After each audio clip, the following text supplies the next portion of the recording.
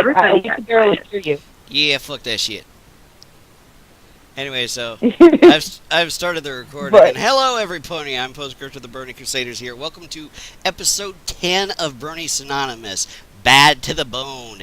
We're going to be talking about the villains of MLP. So why don't you guys go ahead and get started? We can go ahead and get started on talking about some of our favorites, or maybe some of the reformation stories, or get in on, headcanon concepts. This is going to be some fun shit, I can already tell. Here with me is my co-host, Laura Rose Stevers, or Rose Pal. Hi! We also have Quill Stroke, which is an amazing friend of mine. She's really, really awesome.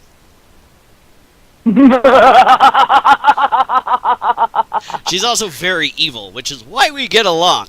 And we have Sunny Honey here. Hello. She's the quiet one. We got Painted Patience back here to the internet after some horrible downtime. I can only imagine it. Patience is home.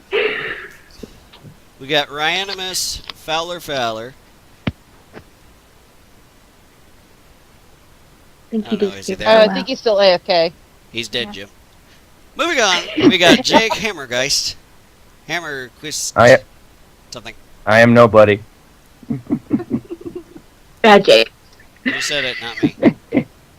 So, who's going to start us off on the conversation on villains of MLP? What are some of your favorite villains? I like Discord. Who doesn't? Let's be honest. Yeah, I think Discord probably is the best out of all of them. Yeah, Discord has... Yeah. Okay, I'm back. What happened? We're starting the show. Good. Oh, shit. Sorry. It's time to talk about LP villains. Discord is kind of a given, I think.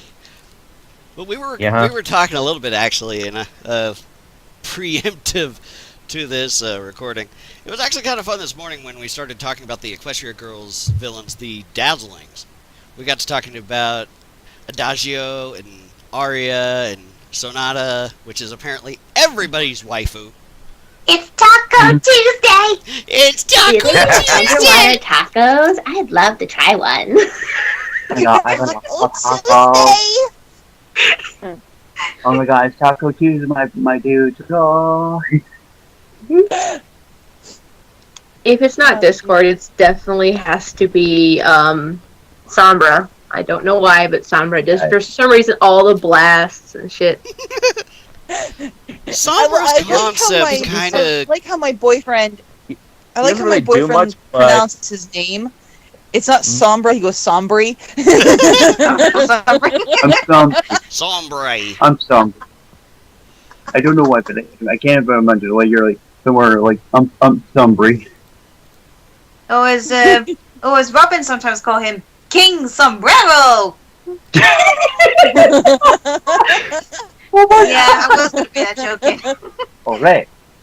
I think of all the big bads, I think Sombra is probably the smartest. Yeah. I think so. Yeah, and plus, actually, can I just say this? Like, he's a king. He has to have like a great strategy to in the war. So. My favorite villains, the male villain has to be Lord T-Rex, definitely. And for my favorite female villain is definitely Chrysalis. Okay, how's that? Who That any doesn't like better? Chrysalis? Yeah. Yes. Yes, better. Yes, that's perfect. Awesome.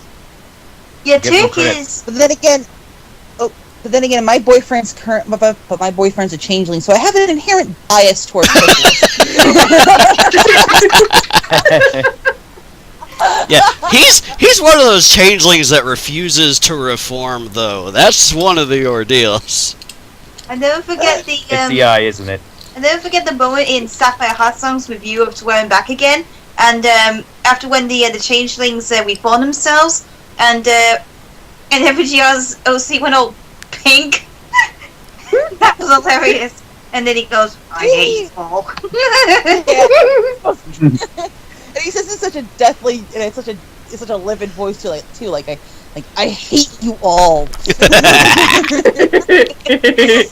Actually, I've noticed something though. Like, I know that a lot of people say that they control. Like he's not hideous, but I can't show my camera. Shoot. Let's take a picture. 1 second. Wait, are we still talking about Sombra or Derek? We're talking about the changelings. Oh. One of the big things. but- One of the big things about Sombra, though, is actually I didn't quite like their concept for him because they gave him a physical form when he was supposed to be this ominous, like, external presence, just overseeing, like, shadow kind of thing, like what oh God, what was his name in Lord of the Rings? Sauron. Sauron. Yeah, Sauron. Sauron was supposed to be, or yeah. It was supposed to be the big Sombrero bad was that you've supposed to never be what seen. Sauron was, but they gave him a physical form, which completely discounted what they were trying to go for. Yeah. Yeah. But that at the makes same sense. time, like, he actually could have been a little better written. I mean, he was given like no screen time at all. Yeah, he was. Yeah, it was a joke during the episode being aired, is because they had the GAC coming back, so they were throwing GAC commercials up there, and it was so funny because they would repeat back to back a couple of different times, and the joke at the time was even GAC had more screen time than Sombra. Okay, then I must have messed up because I was looking. I couldn't remember the names properly. My bad. I meant to say Tyrek. He was the one with the explosions. My bad. Yeah. Actually, Oh, Tyrek. Now actually, there's another good villain. Tyrek would have been perfect if he actually utilized. Tyrek would have been perfect if he actually utilized all of his villainy to the letter. But as soon as he started gaining power, it's like his intelligence and charm went out the fucking window. Can I just say that? Like, can I just say this? Like, my first thought was like he's getting more buff. I was like, God damn, he's turning to Brony. Anyway, my second thought was actually, can I just say I'm actually friends with him. I'm actually friends with his voice actor on Facebook. Oh, Mark Easton? Cool.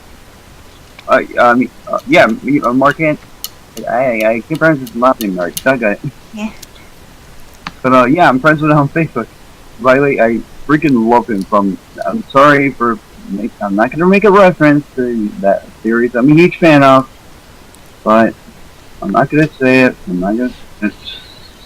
Yeah, what makes Tyrek a really one of the most friendly villains that the main six has ever faced? Because not only he was a reboot of the G1 Tyrek from Rescue at Midnight Castle, which Blissey is a huge fan of. Yeah. And he's like he didn't do all what the previous villains had done. Like he didn't go like really big headed like Chrysalis when she tried to take over Camelot in the back in the Cancel Wedding. But he was playing his game, because every time when he gained all of the magic of the unicorns, Pegasi, and Earth ponies, and then eventually the main six's ponies, and then eventually Discord's chaos magic, and then all the unicorn princesses, he was sure that he was going to beat them all. But because when the synopsis for the Twilight's Kingdom was released to Equestria Daily, they kept his identity a secret because it kept like all of us guessing of what this new villain was going to be. And when Tay made his first appearance, we knew we were going to be in for a ride with him. Yeah. Yeah. I think. Yeah. Sombra may be smart, but Tyrek is probably the most efficient. Like he actually gets shit done. Yeah. Have you guys ever seen the animation of Sombra, kind of like his rise to power? He winds up like splitting himself from his light and dark side, and then he has and it's all over this love, his love for this one crystal pony, and I forget what the animation was, but it was so beautiful. Yeah, it was a comic thing. Yeah, it's Also, writing the comics here if it's okay. There's going to be a bit of spoilery for anyone who hasn't read the comics. sorry. King Sombra Fiendship is Magic comic. Go ahead. It was the first issue. It got a bit more backstory of Sombra, because according to a comic, Sombra is a young colt who was lost in the snow, and he was taken in by the Crystal Empire. He was like kind of alone in the world, and when he met the pony called Radiant Hope, he wanted to have a great life for himself. When he stayed into Crystal Heart for the very first time, he saw the vision that he was going to be the king pony of the shadows and become king and take the crystal heart. He didn't actually know he was a villain, and the thing I like about the comic is probably also more tragic aspects. Sombra didn't want to be part of his destiny, but after when Radiant Hope gained his cutie mark, he run away, and we sort of discovered he's made from the Umbrum species, which are ponies made out of shadows. He knew he had no choice but he had to follow his dark destiny by turning Princess Moy into stone and breaking her into pieces and stealing the crystal heart. And that's his rise to power that we saw in the episode, and also in the alternate universe in the cutie remark. Too bad he didn't get any dialogue at all. It was just like crystal and crystal. Actually, it's boy. Here, have a ruby. No, not Ruby. Ruby is too adorable to be sacrificed. I was. Oh, wait, I wasn't we're talking about ponies. that kind of ruby. I was talking about the actual stone. So anyways, Radiant Hope saw what Sombra had done when he actually became the Pony of Shadows. She knew that she had to call upon Celestial Luna to defeat him by bashing him under the ice, and before putting the curse on the Crystal Empire to make it disappear, until it reappeared in season 3. And I won't tell you what happened in one of the main arc comics, which is Siege of the Crystal Empire, because I got mixed feelings on that one. I really don't want to. I don't really read the comics, to be honest. I haven't read any of the fucking comics, but I know that they've got ponies that are modeled after the fucking Sailor Scouts in them, and I think that's awesome. Shit. Wait, what? Also, can I just say... They have Saturn and Chibi Moon, and if that's not enough to be Sailor Moonish kind of references, they got the fucking moon stick on the table right next to him in that scene. And those Sailor Ponies confirmed. Yeah, there was also the ponies that were shown in the kitty remark of Sailor Venus, Sailor Mars, Sailor Jupiter, and one of the 4 kings, And Kunzite. Kunzite. Yeah. Also, Sorry, we're getting off topic now. What was it? Scaremaster, right? No, that Yes, was Sailor Moon costume. yeah, that. But Cutie Remark, or not Cutie Remark. What was it? Yeah, Starlight Glimmer. How about Cutie that Remark, one for a Cutie villain? Remark. What do you guys think about whenever she was presented as the evil that the ponies were going to go up against? When she made her first appearance in the cutie map as the main villain of that season 2 premiere, it was kind of refreshing to see a normal pony being the villain for once, instead of like a monstrous creature or a great big monster, as Maywood calls it. And ruling an entire village where every pony has the same cutie mark, that was totally... That was really creepy, but also very creative as well, because it reflected the themes of communism. And then when she made her return in the season 5 finale, the cutie remark, it's just now where people really started to question she should have been redeemed or not. And people are still questioning whether she should have been redeemed or not. Because many people criticize Reformation because it's under 5 minutes. It was all because the French son gained his cutie mark way before her. Many people, I think it was the Waltznader in his collab with Heather Feathersong, who really despised the episode, is that Starlight Glimmer didn't actually earn to be reformed, which is kind of, which is kind of understandable. But then it came season 6 came around, being Twilight Sparkle's new student, she actually started to grow more of a character. Like, she made friends with another reformed antagonist, the great and powerful Trixie. She witnessed by making friends with Thorax the Changeling, who didn't want to follow under Chrysalis' orders. And finally, in the season 6 finale, where all the 3 of them teamed up along with Discord, saved their friends from Queen Chrysalis and the Changing Empire, and actually influenced the Changelings to change their ways. And that was like pretty cool of her. So whether you hate or like Starlight, I really like Starlight a lot than before. I think Starlight Yeah, started off really bad. I really didn't like Starlight from the beginning, but once they gave more character development for her, I started to like her more and more. I like how. I noticed one thing in particular that they do for MLP. A lot of the times their villains are pretty cool, but if they wind up doing reformations, the reformation story arcs suck. But after the reformations, they start building the character more, and you begin to empathize with them, and they are more integrated into the story, which is amazing. I just wish the reformation stories didn't suck. Yeah, my only real issue with Starlight's reformation was like, I like what her character turned to after the fact, and I like how she was before. The problem was her initial reformation, as in the season 5 finale, I think it was, or was it season 6? I don't know. It was season 5. Okay, season 5. I was just saying, like that story in and of itself felt too much like an convoluted crapshoot. I like her. I lost my better best when friend. she was a... Well, there were so many loopholes and like stupid points in her backstory as to why she hated cutie marks. So exactly. And one in particular I brought up in my podcast alongside Golden Fox and Anna Dreams, I think it was. We got into a conversation. No, it was with Cat Avenger. We got into a conversation of the ending, and it was like she hated him getting his cutie mark, but when she got her cutie mark, what was her response to it? Because they never went into that.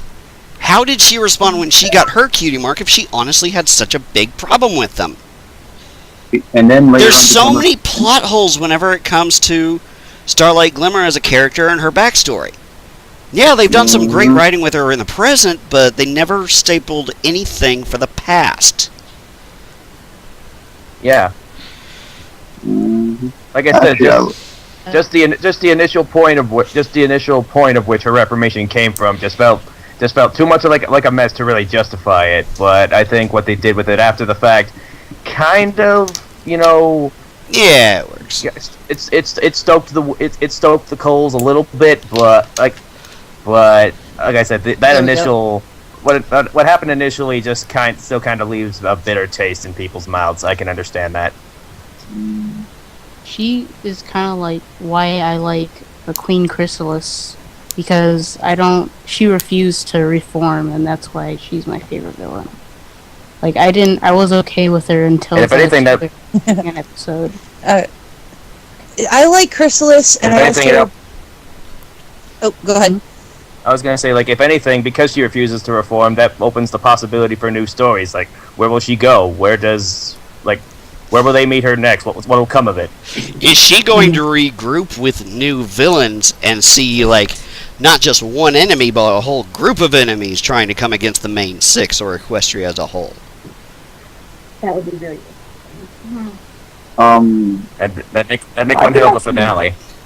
Actually, I would actually be amazed if that actually happened. I mean, like, she's like, you know what? I'll just, I don't know, like I can imagine them somehow finding some way to brainwash Discord, somehow bring Luna to their side and try to bring Sombra back from the dead. Wait a minute, Sombra was blown into a shit ton of pieces.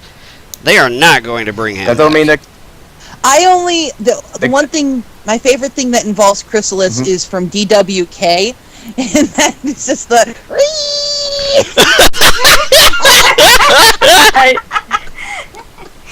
I don't think it. To me, I think it's weird with Chrysalis. How with the Flufflepuff stuff, where she's somewhat evil, but she's somewhat such a good person. She's somewhat evil, but she's kind of stuck living this civilian life with her girlfriend being a very fluffy the most adorable fluffy pony ever. Does she even talk? I know. What? I know.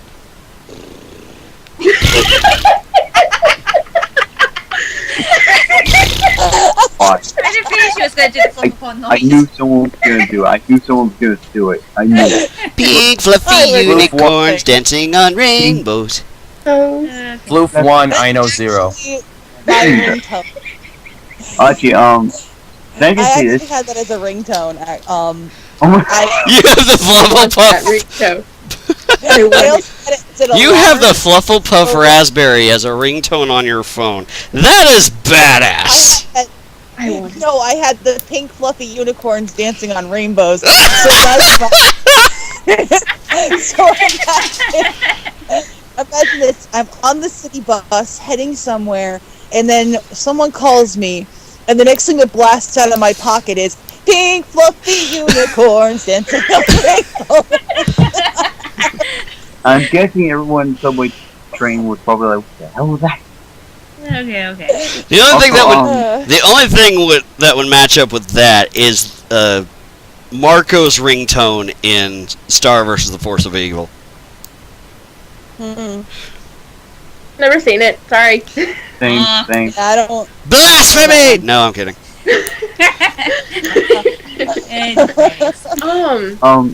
Actually, Video. can Okay, go on, Ryan. actually, I was gonna say, although I really wish that, possibly the series actually brought back some like classic characters from like like the original stuff. Like, I know they actually brought back T-Rex. I love that. That's actually cool. But there's one character I feel like it needs, and I feel like he needs to come back, and that is Grogar. That would be pretty interesting. I thought it was kinda if interesting there's that one they- sorry. Generation 4. Yeah. I was gonna say that earlier. Wait, so, I they mean, did. They did bring it. Well, he's dead. No, He was the one-eyed. He did. yeah. I think. He ain't coming back. Anyway, I mean, it'd be interesting to see. I mean, like Rogar actually showing up in the series. Like, think about it. He'd be a lot more tougher than like Eric and Sombra, and like, I mean, he's more like a. And plus, I think I actually seen fan art of like him actually being the one that gave Sombra like the magic and all that. I'm like, what? Oh, Jesus! And now Also speaking of T-Rex, I'm sorry. No, I was gonna say, I'm fucking done. I just found this perfect picture. Our DeviantArt, guys. Oh no, never mind. Well, I'm recording, so I can't see anything in the chats. But I'm just saying, like, speaking of T-Rex, I just kind of realized something, that they still kind of leave the whole Scorpan thing up in the air. Like, what's his story? yeah, are we gonna be able to see Scorpion when he comes back? And if he Like, comes well, back, it's is he like going this- to wind up being a villain? Oh no, wait. Oh, actually, That was my biggest problem with the season. What was it? 4 finale. Yeah, for That they finale, yeah. only I think showed it was him. Yeah, it was 4. They only showed him in a picture, and I was like, they couldn't have at least had him come and go, something's wrong. They couldn't have had him help. He was supposed to be a good guy in the original G1 special. I was like, literally, like. No, he wasn't a irritated good me. guy in the G1 special. He just hated his master, so he kind of revolted in the end. Well, actually, I Well, was. yeah, but it wasn't. It was also because of the push of the ponies. Like, do the right thing, friendship. And also, when in the G1 special, he was a king transformed into Scorpion. Mhm. So, Oh, jeez, it's been almost Actually- 20 years since It's been over And- 20 years since And I I think last seen Spike that. was his sidekick, if I remember correctly. yeah, Spike was just like, Yeah. I my got God, I bored would love- one night. It was about 2 or 3 o'clock in the morning, and I decided I was going to watch something, so I brought up the original pilot special of G1 My Little Pony, and I was watching that going, what the fuck? That's the 80s for you, dude. Anyways, let's see. Oh, I got a headcanon about Discord. Yeah. Ooh, yes. We've already seen I him used fall back once. I want to see if he winds up falling back a second time. Though now that he's kind of got his guy friends that we saw from Dungeons and Discord. Dungeon Discord. Yes. I was Big gonna one. say, yeah, that was I- a good. That was Now a that good he's answer. got like his Thing. guy friend circle thing going on, I don't see that happening.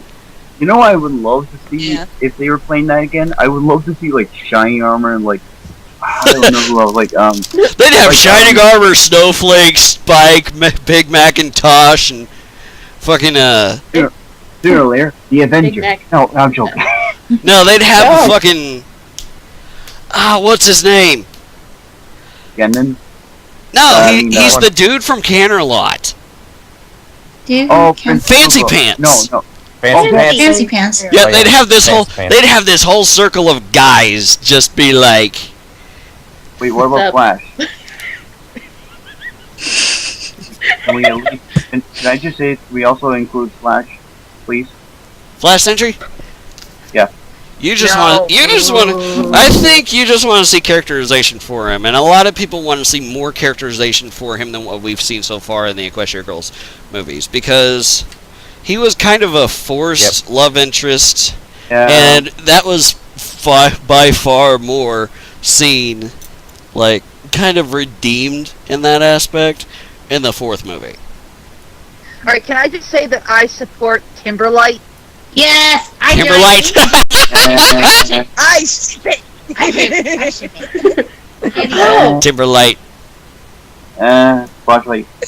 So, Anyways, Saitwai is going to get a new boyfriend who runs the camp. Here's the problem, though. Is he going to be coming back to Canterlot High? I don't think so. Oh, I Fancy hope and so. that one. I don't think that's going to be possible. If you think about it, logically, he owns that, and plus him and his sister own that place. So technically, they won't be able to go to a... I'm pretty sure they're already out of high school and possibly college. So if you think about it, they're already, like, adults by now. And well, somewhat. But you get what I'm saying? So what you're saying is basically he's trying to rob the cradle.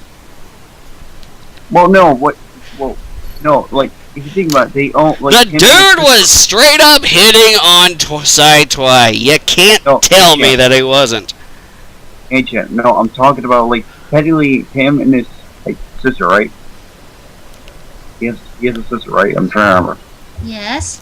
That was a Okay. character I never really thought was supposed to be a Can villain. I please explain? Can I please explain? Anyway. Well, technically they both own that property, and plus Filthy Rich too, but technically he owns also the money and all that. But if you think about it, they own that property. If they were to go to move their, like, away from Prussia, moved away from the camp, then who'll be owning the camp? If they are, like, I'm pretty sure they're probably more like out of high school and all that, in my opinion, because if you think about it, they still own that place. You know what I'm saying? Right. Just have to wait and see on that, Ryan. So, anyways, but when you mentioned before about Discord might be falling back again, I don't think he will, because what was you guys' reaction when Discord had his reaction to Flashlight being kidnapped and those slit eyes? He was like, Oh my god. where? That legit. He was out for blood. That Fluttershy. Yes, he was out for blood. He's going. For Discord, Fluttershy is bae. That's all there is. He is ready. He was ready to shank a bitch. No, it's like from the Chappelle. Does Wayne Brady have to choke a bitch? What? Exactly. Like, I was like, I literally thought for a second, remind me never to get on your bad side. Exactly. picture this. Like, I'll be right back. My phone's messing up. Like I said, though, Discord's got like his circle of guy friends thanks to Dungeons and Discord. So I don't really see him reforming back because he's got that support circle of, manliness, especially with Big Macintosh. Yes, Big Mac is best pony. Sorry. Discord. That is a man who's that is a stallion who is a stallion. He's like he's a hardworking, prideful individual, self-sufficient, And he likes stuffed animals. and likes cute stuffed animals. Yup. That's a real man. I don't know why. Why? But I cannot put a picture. Okay, picture this. Imagine like King of the Hill, like the opening. They're like, yep. Mm-hmm. And like a picture. Somebody like, did that Batman animation laugh. already, dude.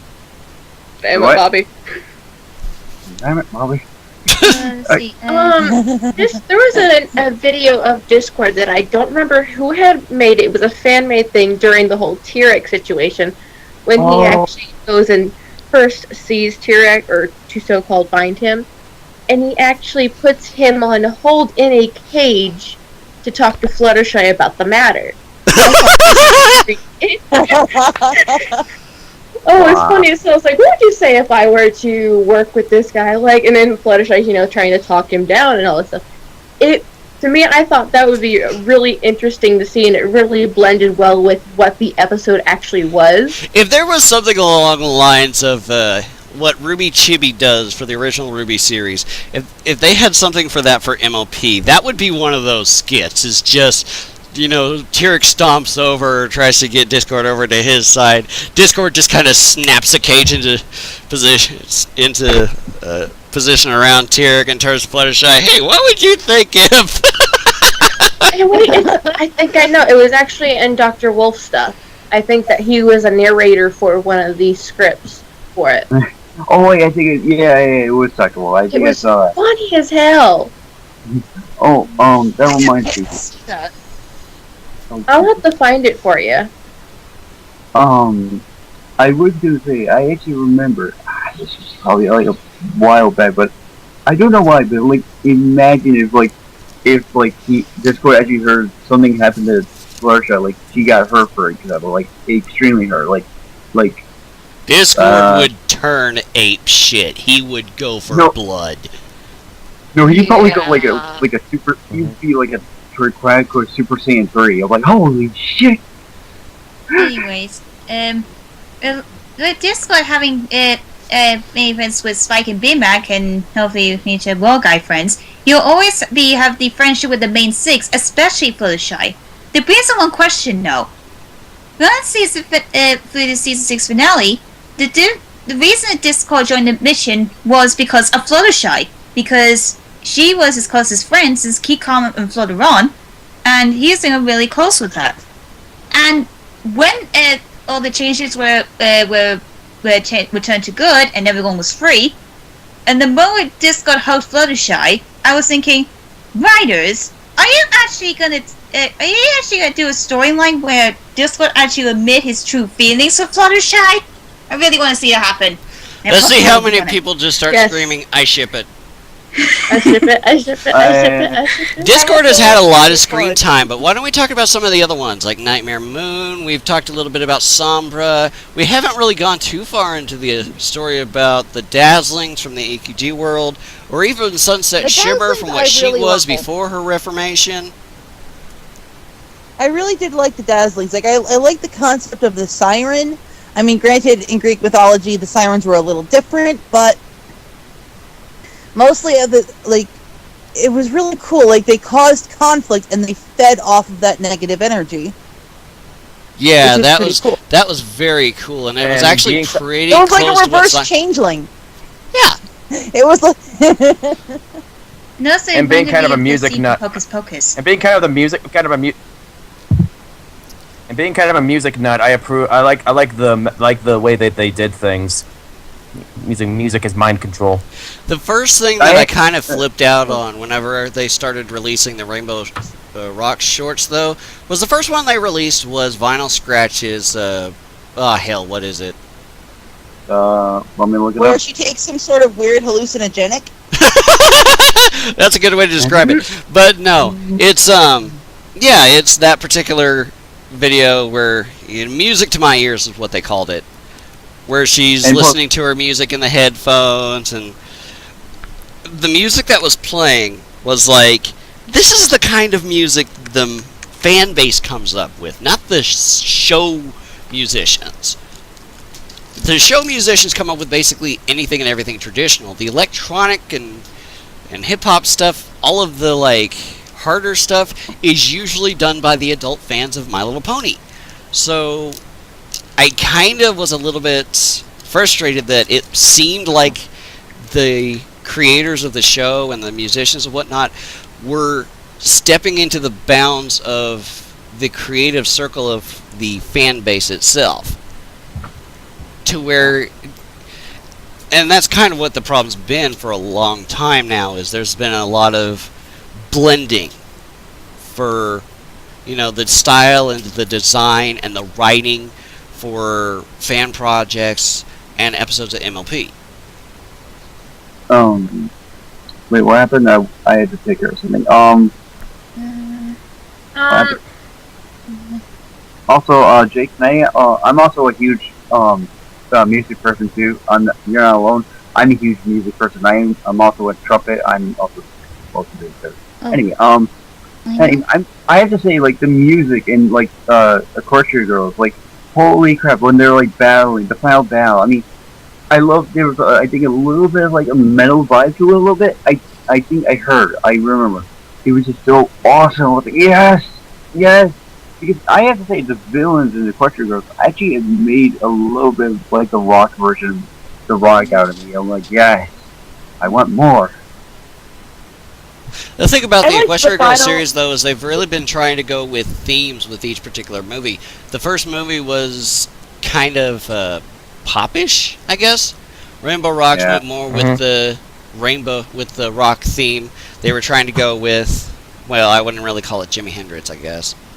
They But just- actually I stopped have- Pillar But then they versus wound up the going World. with what was it? The third one, the Friendship Games. That one, all of the stuff was like cadence type stuff and like Yeah. Well, that may be- sports chants kind of thing. That's what they went for. And then whenever we got to the music for Legend of Everfree, it was mostly stuff you might hear from camp.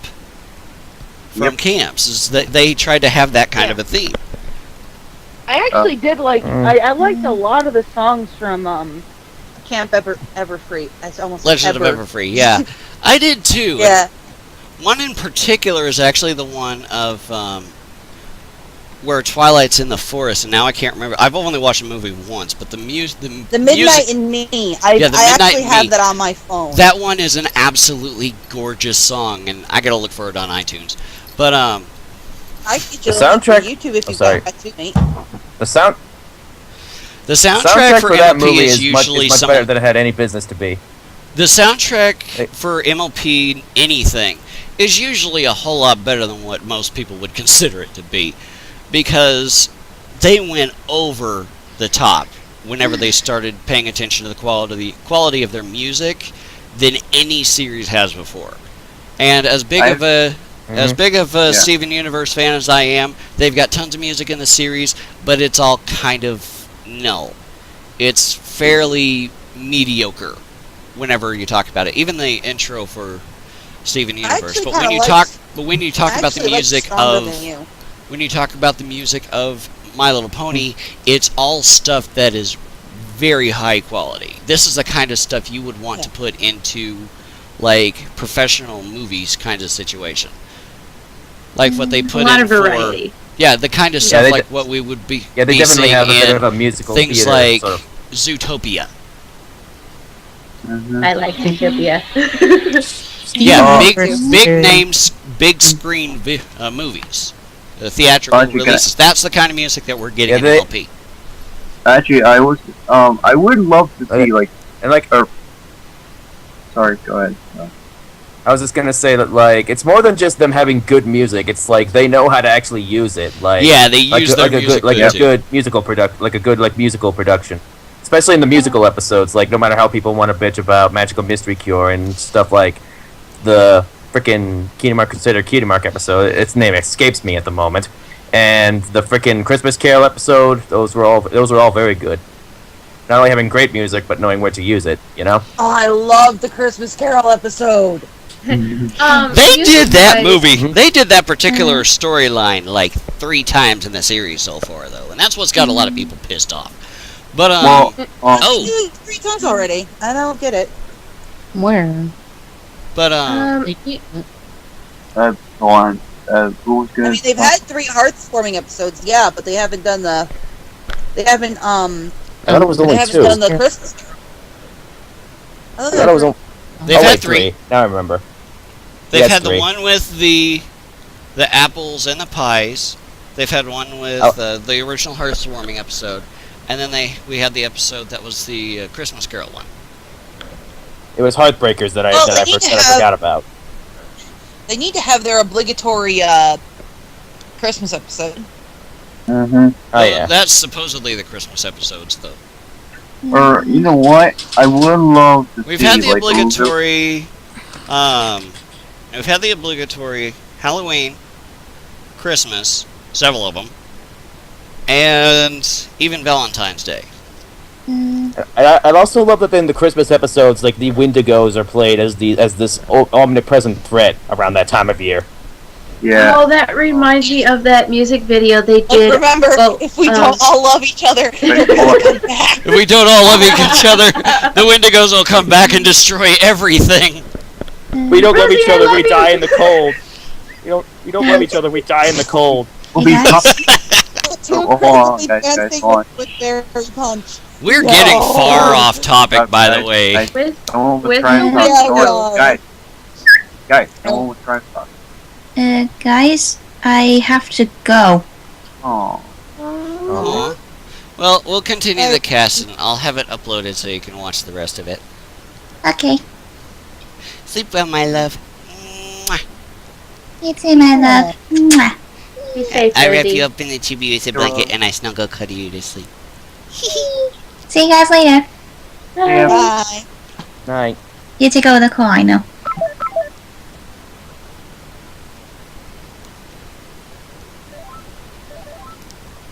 I wish Okay, to say.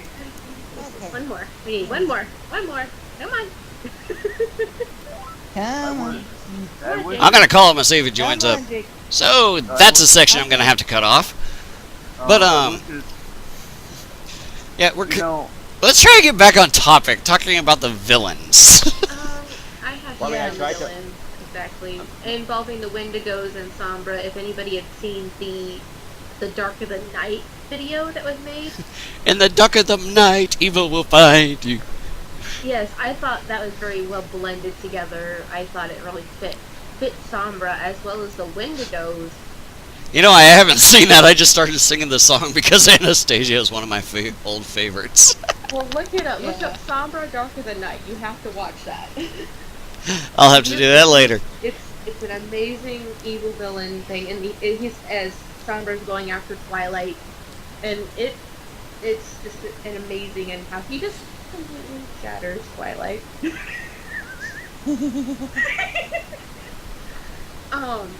Could I say that I have a little, I've noticed something, and it's a really interesting connection between the I know I'm coming back to changelings on this, but when it Biased! comes to Biased!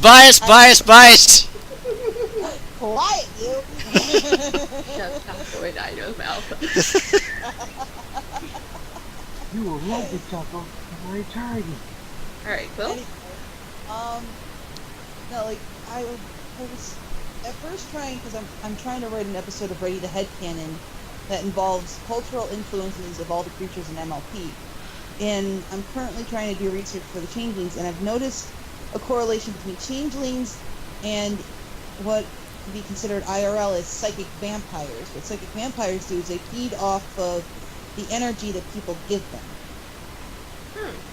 Very interesting. Usually. Some actually don't know that they are what they are, and they wind up sucking the energy out of everybody. Yeah. Involuntarily. Yes, involuntary. Oh, by the way, I know. You cut this out, but you remember that reading that you, Aeon and Jen did? Yeah? I think you did the future one. Yeah, you were right on the money. Wait, what? I ended up getting an email for for my next training day in Somerset, and I'm like, fuck. Wait, I'm confused. What? Nothing. It's I'll just tell you between later. us. I just wanted to tell Einar that he was right. But yeah, that's pretty much one of the things that I've come to realize. Backstory-wise, I think of all the villains that we've got, I think Nightmare Moon probably had the best backstory. Yeah. At least the most compelling. Definitely. I think she had the most backstory, but the only problem is I don't think they just went forward with it afterwards. It was sibling rivalry that went too far. Yeah. Which I thought was pretty cool. The prank, bro. There were layers to it, but they didn't really. Yeah, capitalize it's sibling it. rivalry. It's jealousy. It's She was angry and frustrated because none would show the kind of respect that she saw Pony's giving to her sister's work. The biggest thing is, I wish that they would actually bring in like the concept of the nightmare itself, like the engulfed nightmare kind of shadowy thing, because that Well, would didn't be they cool. do that, like with in Do Princess's Dream of Magic Sheep? Didn't they do that with the Tantabus? The Tantabus was a creation of Luna herself. She made that after she got back to remind herself of what she had come from, so that she never returned to it. The Tantabus was not the nightmare itself that made her into Nightmare Moon in the first place. That's what I'm talking about. Sort of sort of a study of how her her frustrations and all that sort of gave her this nightmarish form that we saw in Nightmare Moon. It either fueled the nightmare as it engulfed her, or it attracted the nightmare to her because of her anger. That's what I think. And it would be really, really cool if they wound up doing a backstory like that. But they've already given Nightmare Moon a lot of screen time now, outside of her own rule, including the pilot episodes in Season 1, and then they gave her a lot of time during the Cutie Remark episode. Mm-hmm. Yeah, which they was did. nice. No, that was from To Where and Back Again. They gave. Oh, yeah. Time there. Actually, I was gonna say what's the name of the creature that you guys No, said? To Where I'm Back Again was the reformed villains taking down the changelings. That was To Where I'm Back Again. The Cutie Remark was when Twilight and Starlight were going back and forth between different alternate universes. Time periods. Also, what was the creature? Oh, yeah, that's right. Wait, what was the creature that Luna was alluding to me at? Tantabus. Tantabus. And now here's the thing. I feel like the Tantabus, I wish the Tantabus had been a real thing, or at least referencing to something. But it's not. Like I said, they strictly state that she created it herself, for herself, as a punishment, so that she never became Nightmare Moon again. Well, hey, Chan, I just want to stop you right there. I was going to say, I feel like it's not more of a punishment. I feel like it's more like a way for her to train to get stronger. You know what I'm saying? No, that's not it. But That's anyways, not it. She literally said it herself that she was punishing herself for what she had done. yeah, that's exactly what I just said. But how about any other villains? Any other villains? Well, I think we talked about all the major scale ones. Maybe we should talk about some of the side villains, like Flim and Flam. Oh, yeah. I know how you feel about Flim and Flam. I love the fact that Flim and Flam were not reformed. They dragged Applejack and Fluttershy to Las Pegasus. They used Flim and Flam to take down an even worse con artist, and then Flim and Flam just took over as their own con artist strips thing in the same building. And it's like, I was so glad that they didn't reform those two, because it's like, this is what these guys are, and they're just going to accept it and keep living their life the way that they are. Like we know they're con men, but at least we know where they stand now. Yes. Yeah. They're con men, but they're good con men, if you can imagine it. Well, I was gonna say, and plus, the one thing I actually like about Flyden is, plus, I'm a huge fan of Scott McNeil, so hearing Scott McNeil is one of those one-time players is just already my fuck.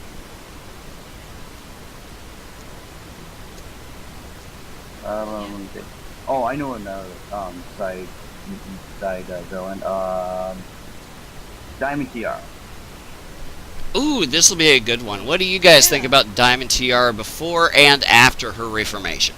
I hated her before her reformation.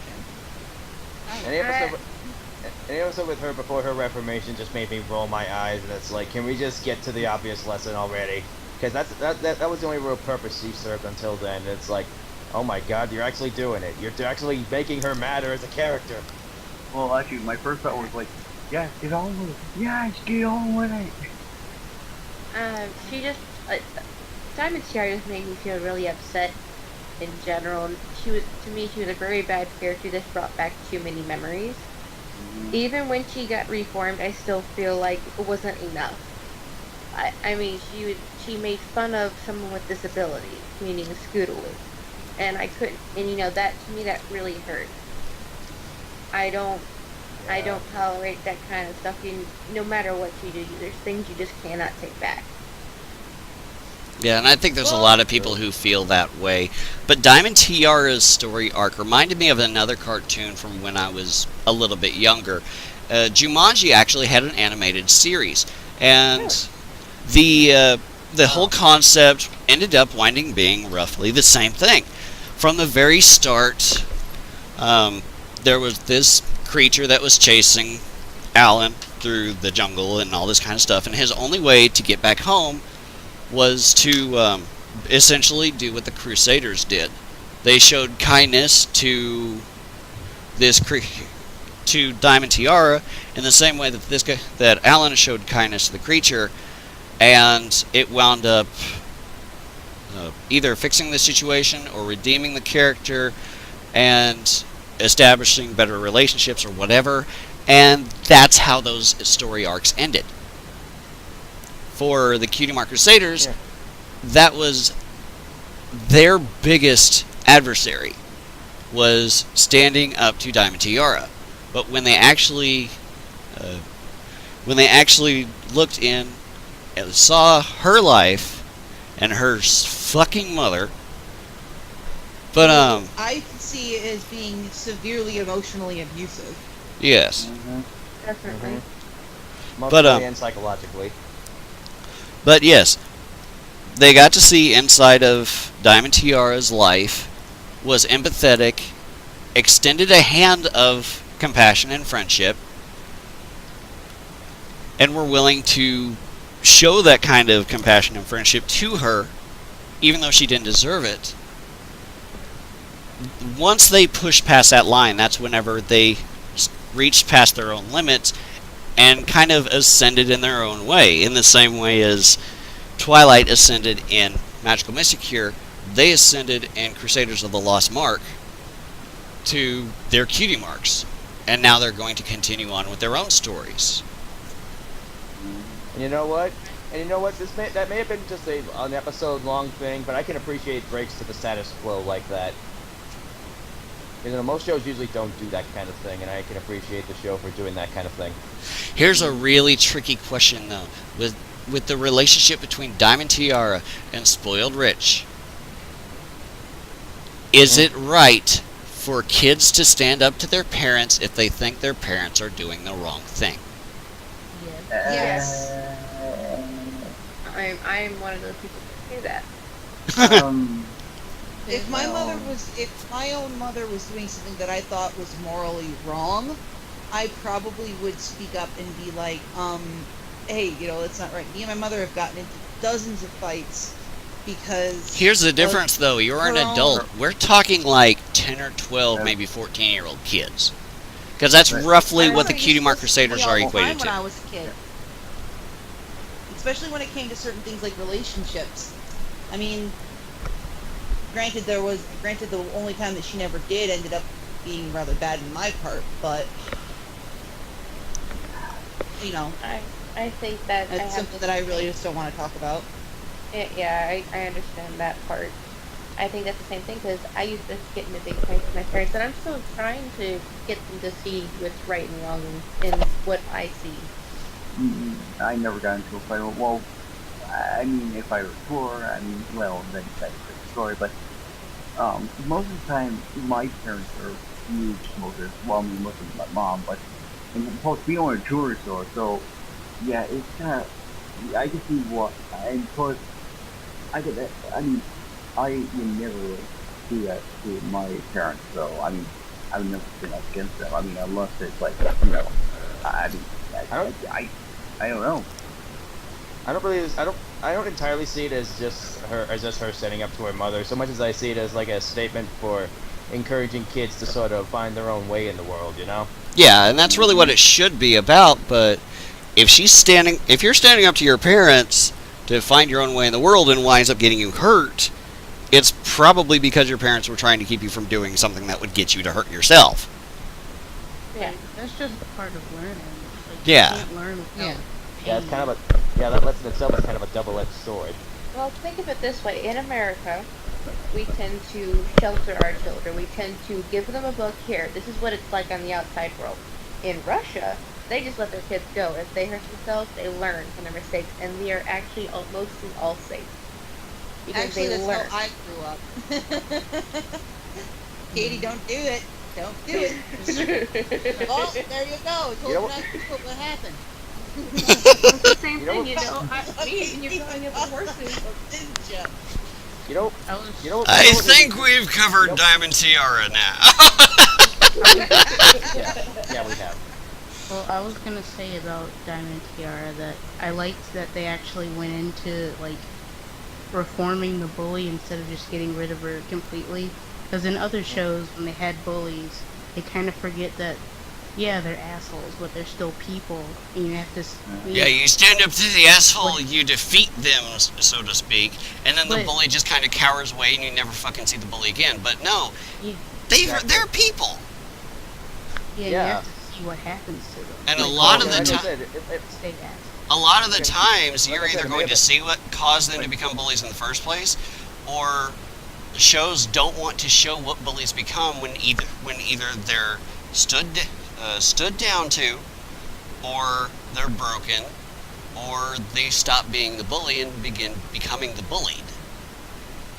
Or There's a lot of story that they don't want to cover in modern TV shows.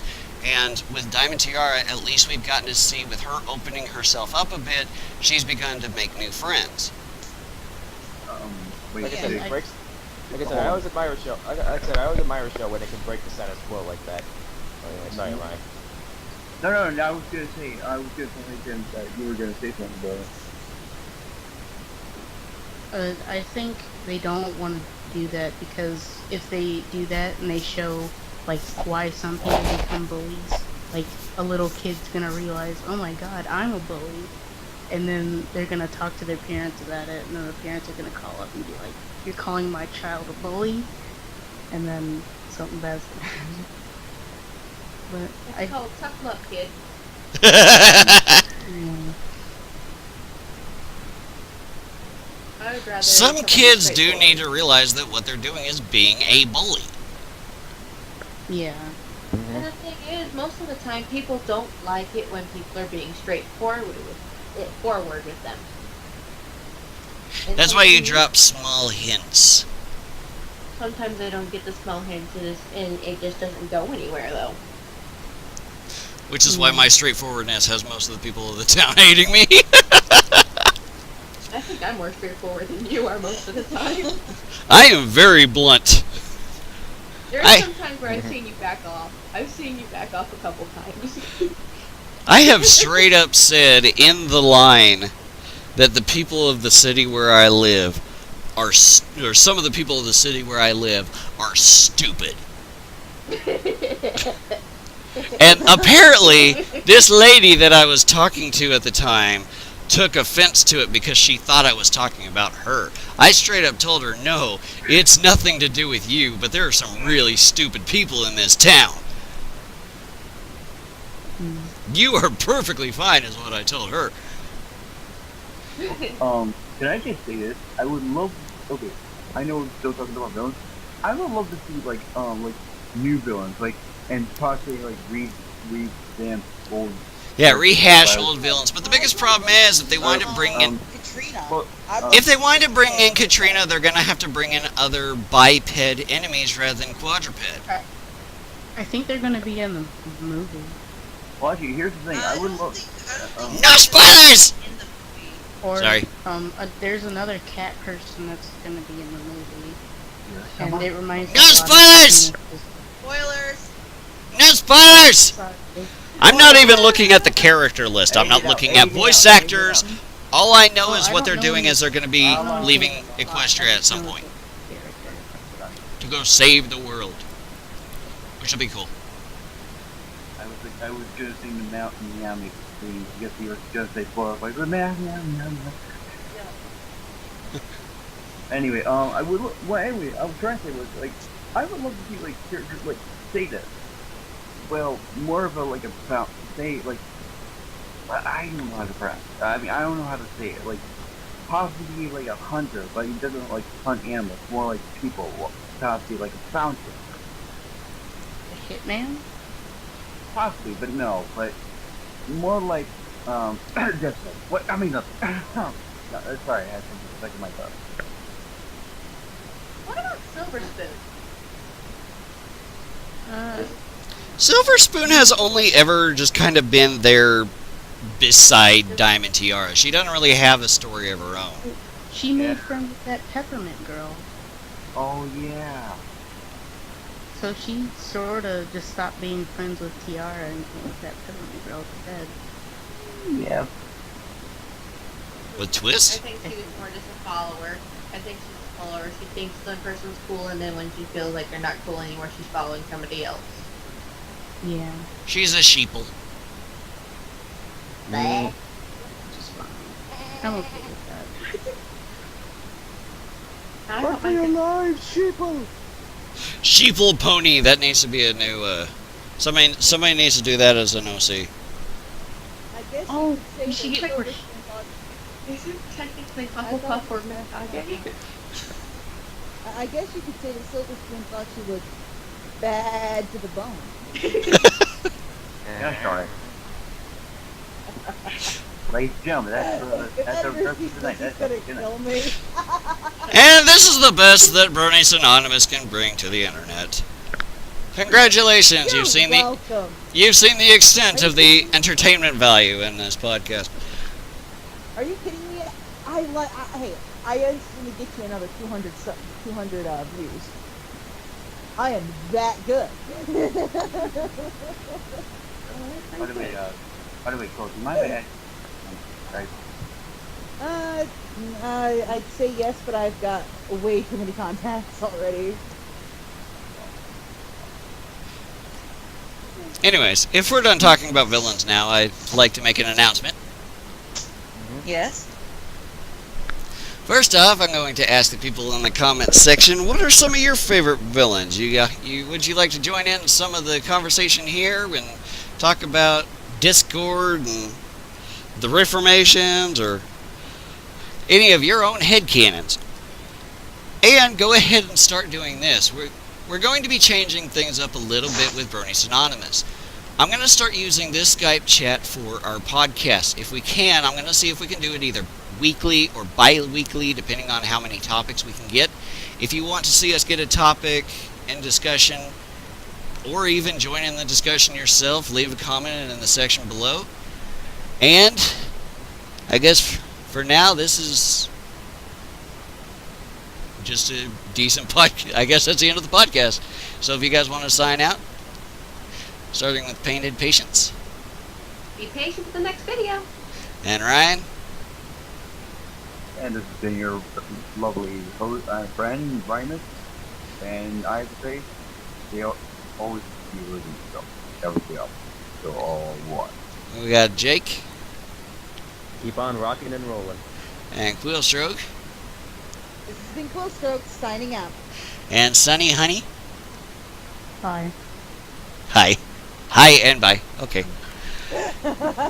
And yeah, poor Rosie had to go to bed, but He's probably just sleeping or dreaming of sheep. He's dreaming of I know. Like that's does Rosie dream of I know sheep? Yes. And this is postscript of the Burning Crusaders, and I can't wait to hear some of your thoughts and feelings next.